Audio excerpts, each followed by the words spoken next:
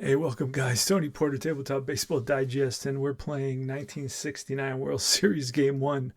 It's Cuellar versus Tom Terrific, and we're using long ball baseball. It's the complete Major League Baseball experience, an action-packed, competitive game. And it has these two ginormous boards. Let me see if I can show you one of them. Okay, here it is. Here's one. And the writing is super, super tiny. So I've got a magnifying glass. I turned up the lights as high as they could go. I'm in the bottom of the seventh inning. Scores 2-0 Orioles. In the bottom of the seventh, we're going to see Davey Johnson, Mark Belanger, and Mike Cuellar. Excuse me. Doing it on paper today, and we're using these two special dice. They are 0, 1, 2, 3, 4, 5, 6, 7. 0 to 7. So they're 8-sided die, but there's your 8 would be a 0. So you would have to kind of, I don't know, remember that or change it. Anyway, all right, Davey Johnson up against, so pretty straightforward. You get the result. You either read off the batter card up to 37 or the pitcher card up to starting at 40. So let's do it. And it's a 33. That'll be off the batter card. And a 33 is going to be an 8. And I believe that is a single. I believe, and there's no, yeah, it's a single to left for Johnson. So he rips one to left field. And Johnson's on at first. Now, Seaver got hit a little bit in the bottom of the sixth inning. There was a hit, a walk, and then a ground ball that advanced both runners to second base. And then there was a 2-run infield in single. Then the next play was a double play. So 2-0 Orioles in the bottom of the seventh. And Mark Belanger's up.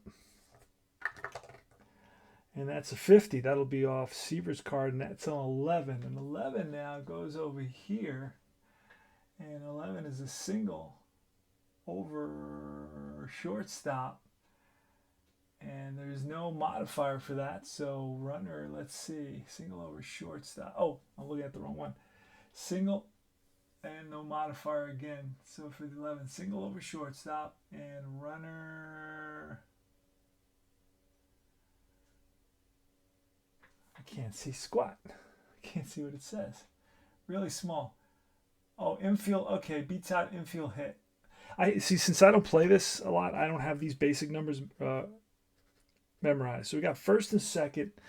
Now we have to bunt, and that means I got to pull out the chart, because there is a picture. Here's the book. It's a book, basically. It's a book, and we're gonna pull out the book and see the sacrifice chart. Rundown charts, attempt to steal third base, bases loaded. Okay, I see. So runners on first and second. We're going to bunt. I guess we look at, let me see.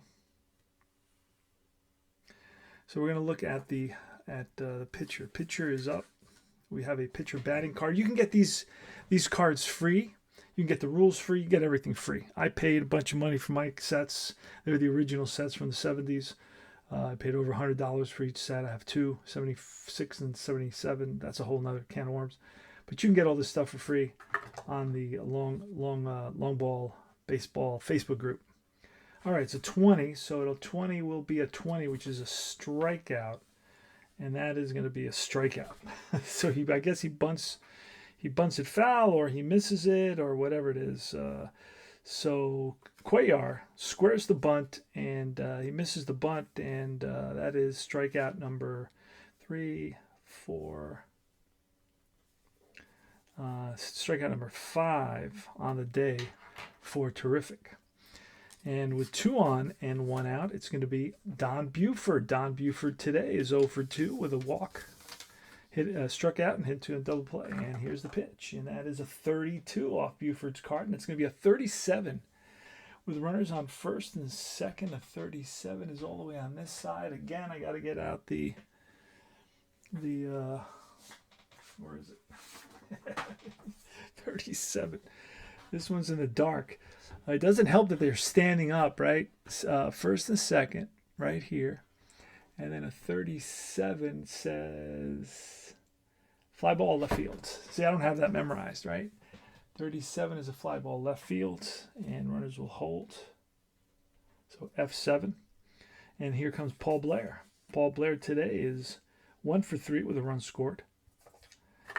Pitch from Seaver, 44. That'll be off the pitcher card, and it's a 12. So now we're going to look at a 12 down here.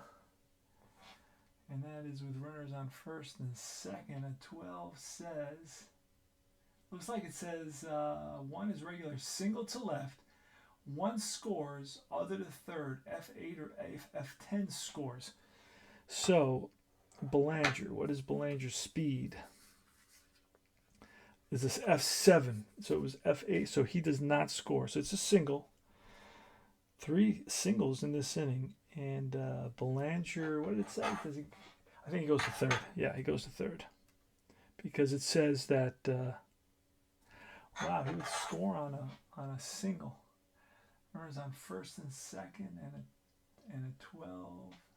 Yeah. 1 scores, other to third. Batter has option to steal on next pitch.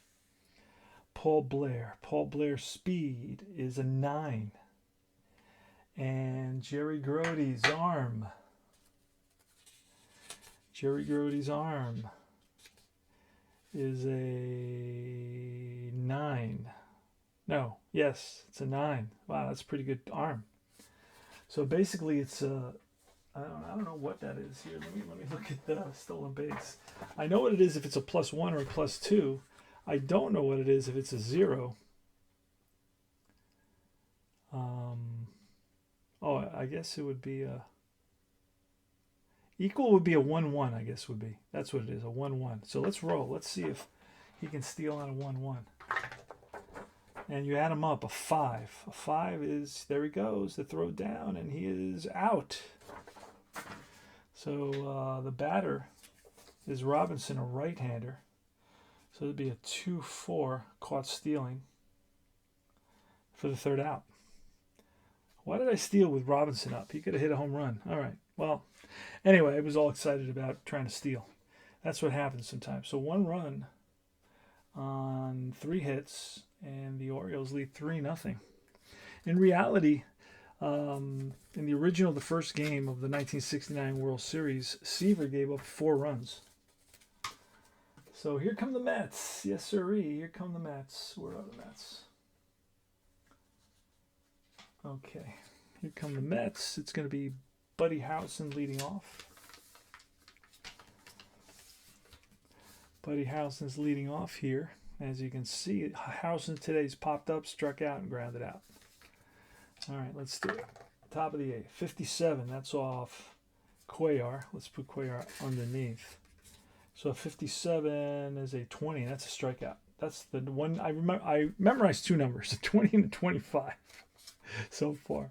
I haven't played this game in a couple months, and before that I only played it about, 6 or 7 times. All right, here is Cleon Jones. Cleon Jones today is 1 for 3. Pitch from Cuellar, 47. That'll be off Cuellar. 47 is going to be a 25, which will be a base on balls.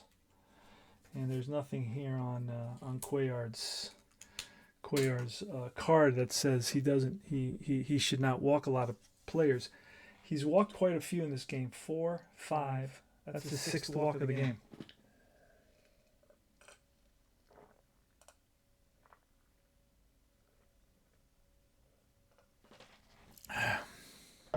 All right. So Cleon Jones is on the first. The Mets trail by 3 here in the top of the 8th. Here's, who is that? Don Clendenin with a 15, and the 15 is going to be a 49. With a runner on first, the 49. With a runner picked off first. If a pitcher has a wild, he throws wildly and runner to second. So it's a pickoff. And Mike Cuellar does not have a wild, so he picks off Jones.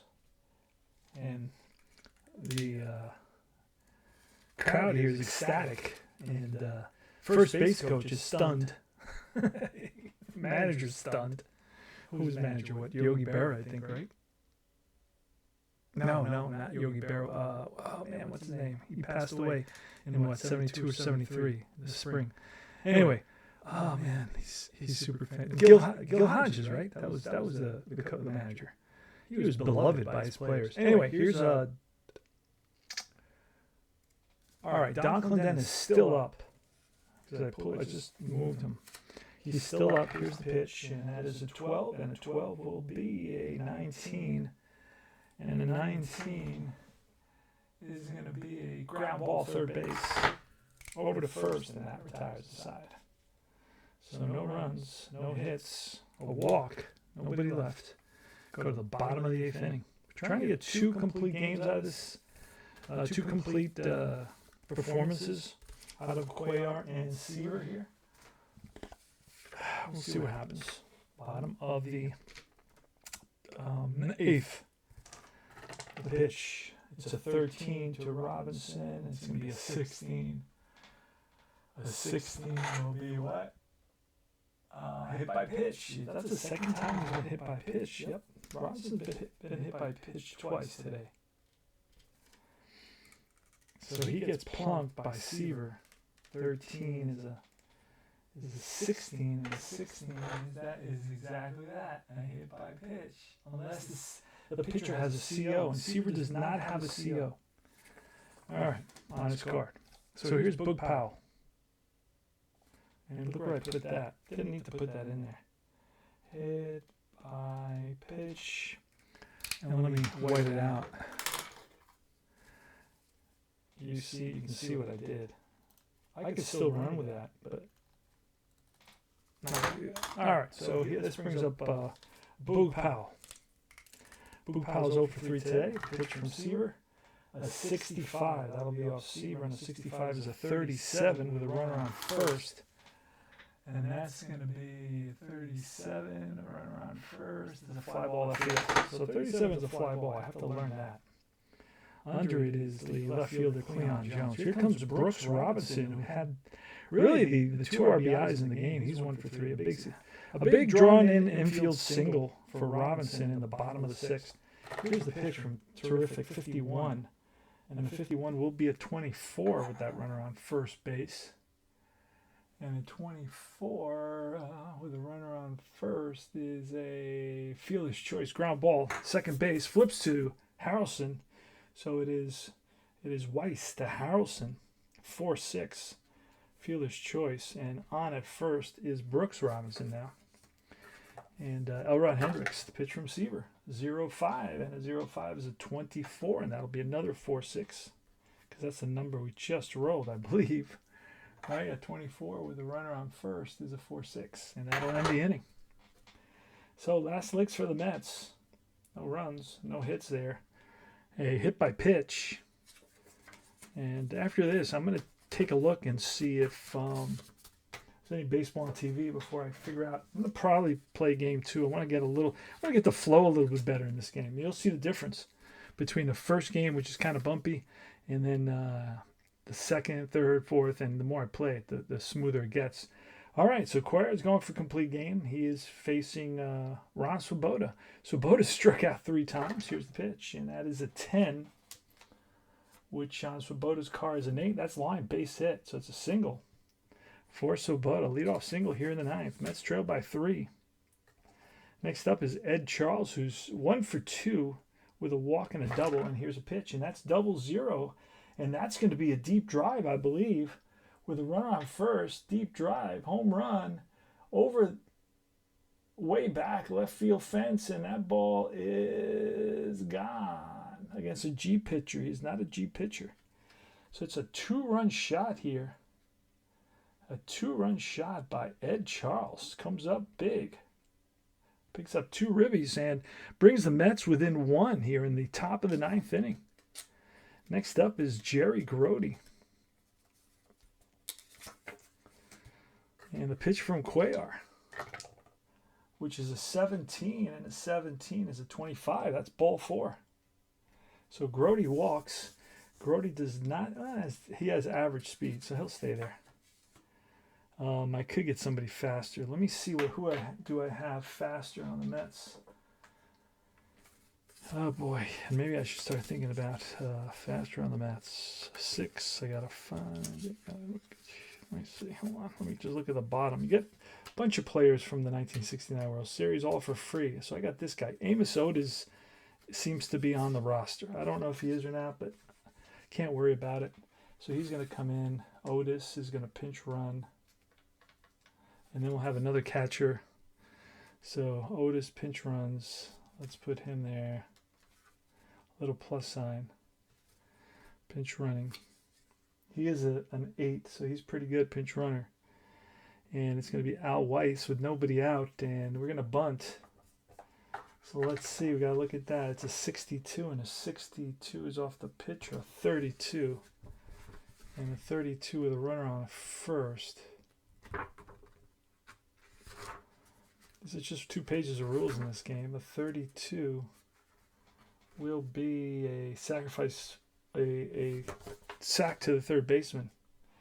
Goes to the second baseman, covering first. So it's a sack hit, 5-4, and the tying run is now at second base, and that's going to bring up Seaver. We're going to have a pinch hitter.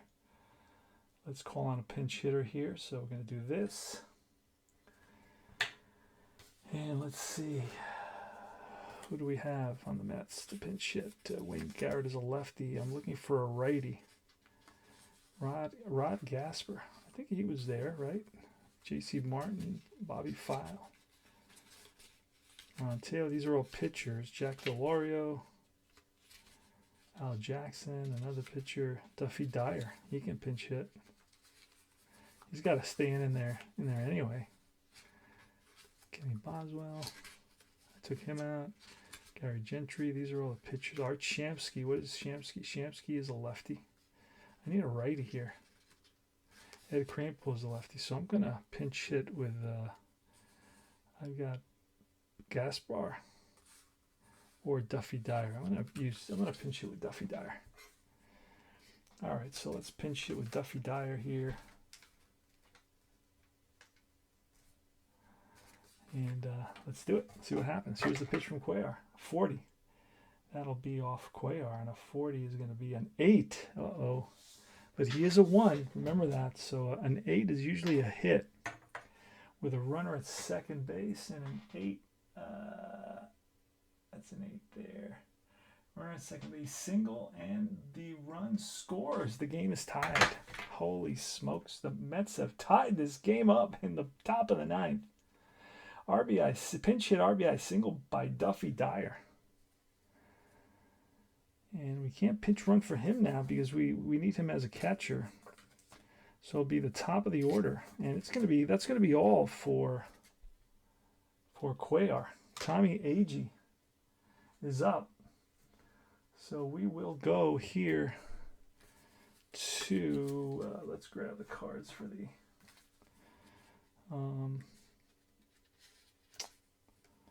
so relief, middle reliever is Dick Hall. We're going to call on Dick Hall.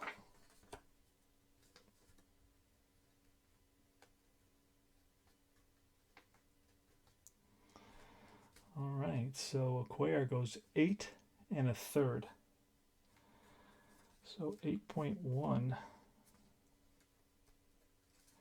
And it's going to be Dick Hall coming in for Cuellar. All right, he is a righty, middle relief righty. Do I have a lefty in here? Should I bring in a lefty instead? Because they got a bunch of lefty pinch hitters.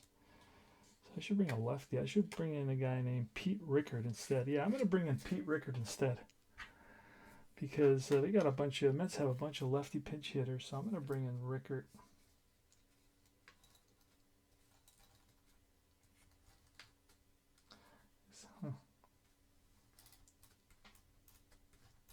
Can't get this to work very well. All right, so Rickard. And here's the pitch to Tommy Agee. It's a 16, and a 16 is going to be a 20. Struck him out for the second out of the inning. So Agee goes 0 for 4 today. And here's Buddy Harrelson with 2 out and runner on first pitch, and it's a 33, and the 33 will be an 11. Rickard is a 1, so an 11 with a runner on first, no change. So it's a single infield hit. So that puts runners on first and second for the Mets. Going to stopping at second is Duffy Dyer. And here's Cleon Jones. Pitch from Pete Rickard. 77. And that's 7. What is that going to be? I have no idea with a runner at now first and second now. And what I say was 77 is going to be a 7. Let's see what that's going to be. A 7. Ooh, and that is a home. What? A home run? Let me see. It's a 7. Runners on first and second. And a 7. Come down. Home run. So that's a deep drive way back. And that ball is out of here. Cleon Jones gives the Mets a 6-3 lead. The Mets come up with 6 runs in the top of the 9th. Holy smokes. This is unbelievable, folks. I can't believe it. Scoring ahead of Jones is Harrelson and Duffy Dyer. Wow, I did roll a 77, and that on Pete Rickard's card is a 7. And let's see, Ron Swoboda now. Ron Swoboda.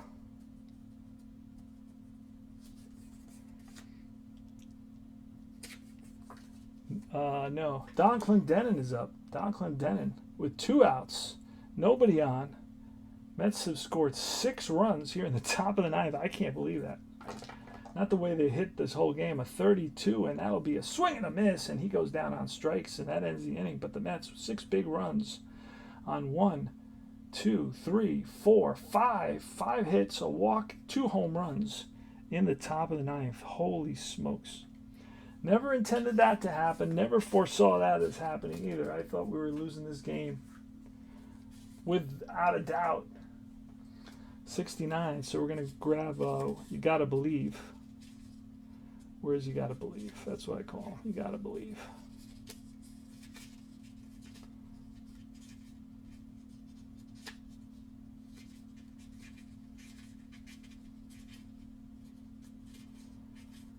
Yeah, it's really hard to read the charts.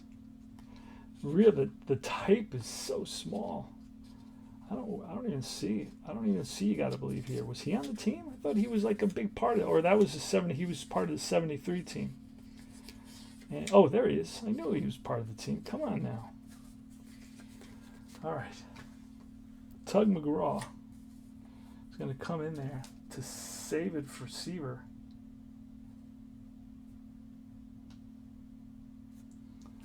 Seaver went 8.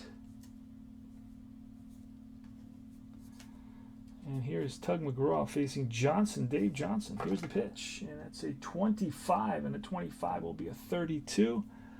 And a 32 is here somewhere. And a 32 is a pop-up middle infield. Shortstop calling for it. And he's under it. And Harrelson's got it. So 1 away. Here's Mark Belanger. And then we're going to have a pinch hitter. 67. That'll be off the pitcher. 67 is a 25. And that is a base on balls. Straight up base on balls. So Tug McGraw walks Belanger, and we're going to see a pinch hitter now. And who's it going to be? That's the question. McGraw, so we're looking for a righty.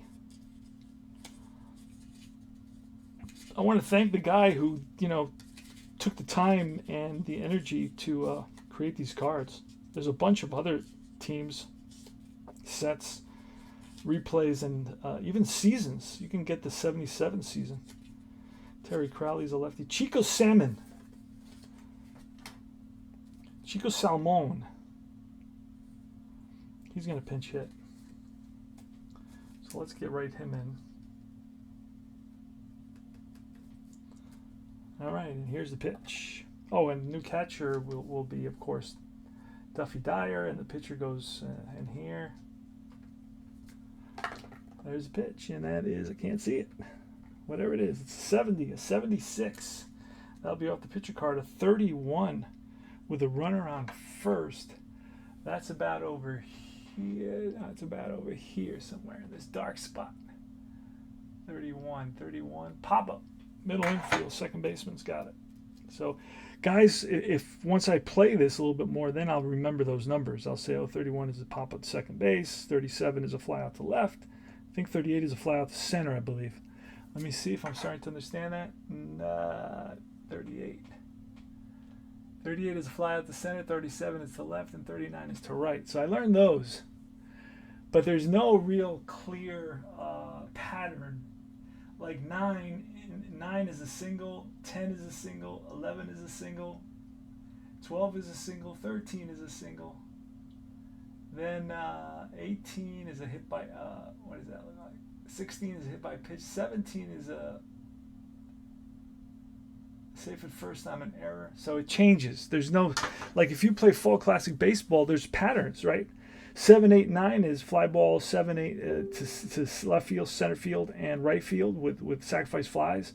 And with its, to right field, it's runner a faster, an average runner moves from second to third if possible.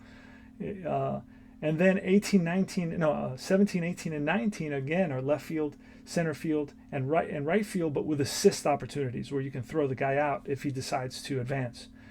So you see how there's patterns, right? 4, 5, and 6 in Fall Classic is second base, ground ball, second base, third base, shortstop, 6, right? 4, 5, 6. Then if it's 14, 15, and 16, same thing. It's a ground ball to second, ground ball to third, and a ground ball to short. But the earlier numbers are automatic double plays. The later numbers are not automatic double plays. It depends on the arm of the pivot guy. Anyway, that's how that works. So, okay, there's 2 outs now, and it's going to be Buford coming up. So the Mets are 1 out away from winning Game 1 of the 1969 Long Ball World Series replay. And I'm your host, Tony Porter. Remember to like and subscribe for my channel for more action, more unusual action, right? And comment, please. Let me know what you think. Like and subscribe, and let me know what you think about long ball baseball. You think it's worth a try? It's got a real retro, classic retro feel from the 70s. Really straightforward. The results are all on the board. There's a number. You look at the result. The boards do have a lot of results, and they're very, very small. So just a heads up if you have issues with time. Now, I could probably see it better if it was laid out on my table, but these boards are so large because the top part of the board is just a big advertisement for the game. It's like a big, scoreboard that says long ball on it, right? In lights, and these little circles that are supposed to be lights over a black background. And anyway, it's a cool game for sure. But I would play it on. I collect. I have a small game collection, and this one was a pretty cool game. And there's the Facebook group is really excited about it, and they're very driven to produce. They create their own cards, and they really like that part of the hobby. And the only part of the hobby that I really like is just playing the games. I don't like the stats. I don't like creating anything. I just like playing the games and seeing games like this, right, where a team comes back 6 runs in the top of the 9th. And it's not like I expected that. It's like that was the last thing I expected. Last night, I was thinking to myself, because I played most of this game last night, and I said tomorrow I'll do a video with the end of it, just to see. I doubt the Mets are going to come back. It'll probably end up being a 2-3-0 game, whatever it is. At that time it was 2-0, and I said the Mets just looked terrible. They had 2 hits the whole game until the 9th inning when they came back, and they had 5 hits suddenly, 2 of which were home runs, which was crazy. So that goes to show you that this game is pretty cool, and it'll give you surprise endings. Here's Don Buford against Tug McGraw. Tug McGraw looks over at Belanger at first. Here's the pitch. It's a 22. That'll be off Buford's card. 22 is a 4. Now, what is that? That's another cool aspect of playing games you don't know, because you have no idea what these results are. That's a drive in the gap. That's going to split the outfielders and go to the wall. Coming around third to score is Belanger, And now it is a 6-4 ball game. A 2-run double. I'm sorry, an RBI double by Don Buford here in the bottom of the ninth. Now the tying run is at the plate, and Paul Blair. So a home run here will tie the game at 6. It is 6-4 Mets in Baltimore. Let's do it. Here's a pitch from McGraw. And that's a 53 off McGraw's cart, and a 53 is a 20. Struck him out, and the ball game is over. Yes, sirree. So the final score, so 1 run comes in that last inning on 1 hit and a walk. They leave 1. Final score is 6-4 Mets. Mets with 7 hits. Nobody made an error in this game. And the Orioles had 1, 2, 3, 4, 5, 6, 7, 8, 9 hits. So the Mets, the Orioles out-hit the Mets. It is 6-7-0 for the Mets and 4-9-0 for the Orioles. Seaver will get the W. McGraw will get the save. Cuellar, actually, will he get the save? Yeah, I think so. Yeah, it was a 3-run. I don't know the rules back then, but the rules that I know, pretty much, I guess he gets the save. Anyway, Cuellar gets the loss, and Rickert, of course, came in that 9th inning, and he didn't do very much. So he gave up in that 9th inning. When did he come in? He came in. Yeah, Cuellar gave up. Yeah, he basically nothing. So Rickert doesn't get charged for nothing. Anyway, this is Tony Porter. This is Long Ball Baseball. Thanks for watching. Like and subscribe. Remember to join Universal Baseball Association Facebook group, the Long Ball Facebook group, Fall Classic Baseball group, Deep Drive Baseball group, Field Day Baseball group, whatever group you want to join. Many of them are affiliated with Field Day Baseball. And thanks for watching. I will see you guys soon. Take care.